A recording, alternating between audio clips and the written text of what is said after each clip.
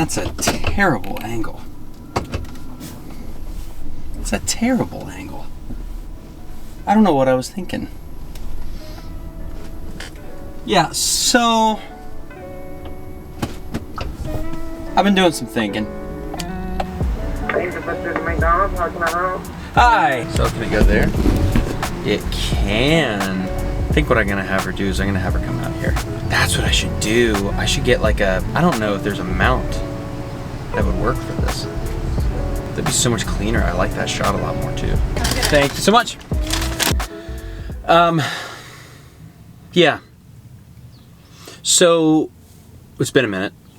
I did wedding photos. And when I do wedding photos, I get in this headspace of like, I can't touch creative projects until I have this client's job done. And so I'm really bad about it. Mostly because I have just a very limited amount of time. And so what happens is I get this guilt of, oh, what little time you have should be going towards this project, to get this project done, to get it out. And instead what I do is I procrastinate, and so what time I have gets even shorter and doesn't even all go to the project that I have to do. So I get in positions like this where I have a project that needed done, but I had to hit pause on YouTube. So I think what I'm going to do is I'm going to not take as many side hustle projects so that I can focus on YouTube. Because this is what I want to do. And this is what fills my bucket. So I think that's what I'm going to do. Everybody needs creative projects just in general. They need a hobby. That's just how we operate. And that's what I'm going to do. Sorry, it's been a minute. So good. I don't even need this, probably. I think winter's over.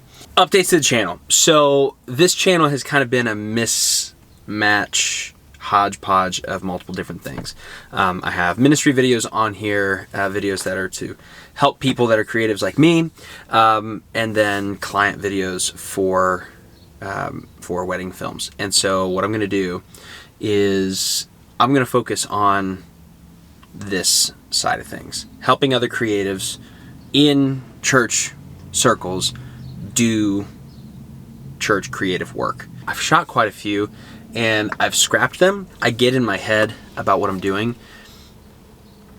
but at the end of the day, I don't have to be the best at what I do, but I do have some information that would be helpful to share with someone, especially if you're just starting out. I was really fortunate. I had a pretty great mentor in the church media spheres, and he's now at a different church, but I'm in a role that encompasses some of the pieces that he did, while adding on all of our graphics and communications and all those kinds of things. So that's what I do.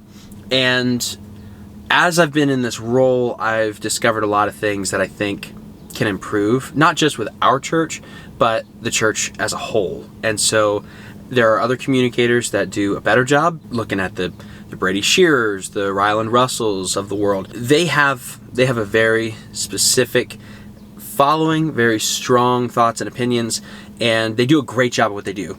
They know significantly more than I do on any of those kinds of topics. What I think I can bring to the table is my personal experience and my personal voice. Because you may not be in a large church, and you may not be in a place where your church is doing the kinds of things or has the ability to do the kinds of things that some of these larger companies and these larger churches are able to do. Maybe your church staff, maybe you're not even paid. Maybe you're not a church staff member. Maybe you're a volunteer that has stepped into this role. That's how this role in my local church started. That was my mentor saying, hey, I want to shoot videos for our student ministry.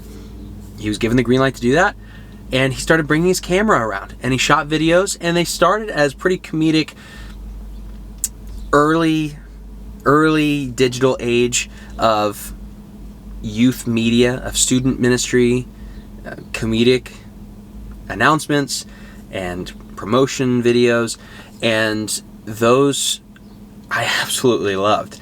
And it was like YouTube before YouTube was like a thing.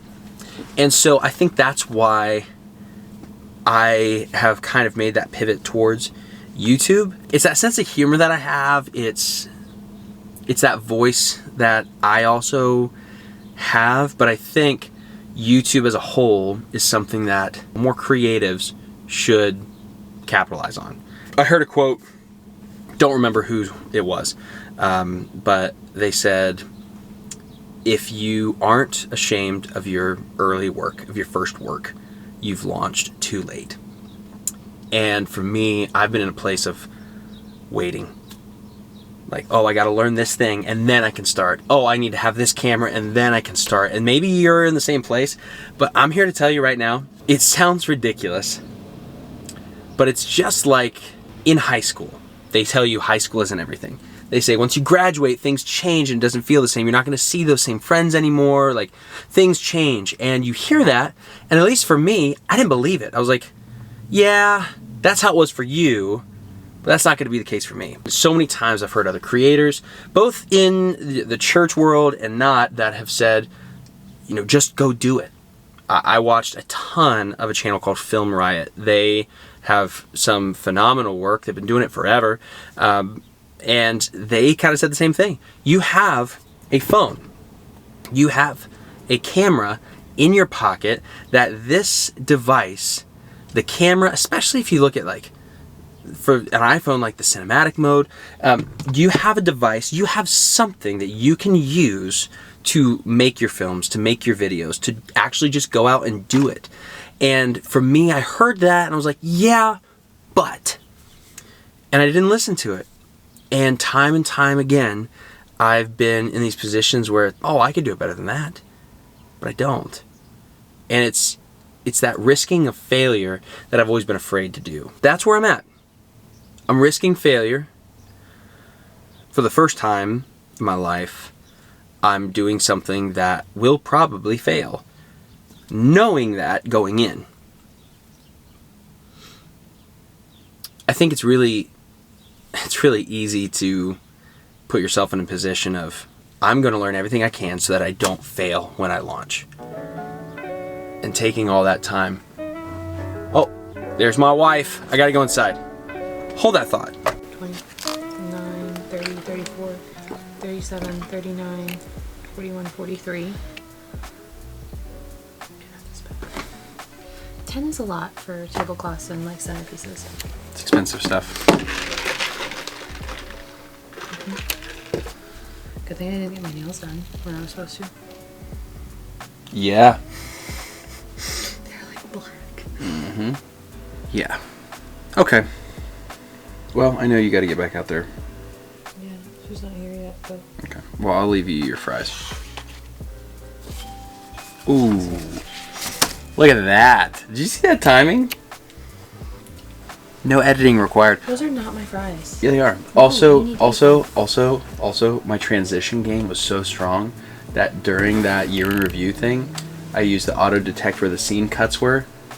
You couldn't do it? It couldn't do it. Nice. It couldn't detect that one. Wasn't That's that why cool? They said you were a YouTuber. That's what they said. Take those fries. I'm not taking the fries. I love you. Goodness. Come here. What? Not allowed to see. Have a good day. Or a good rest of your day. You're going to get Lila and you're going to be back here by 6. By 6. Love you, bye. Love you, bye.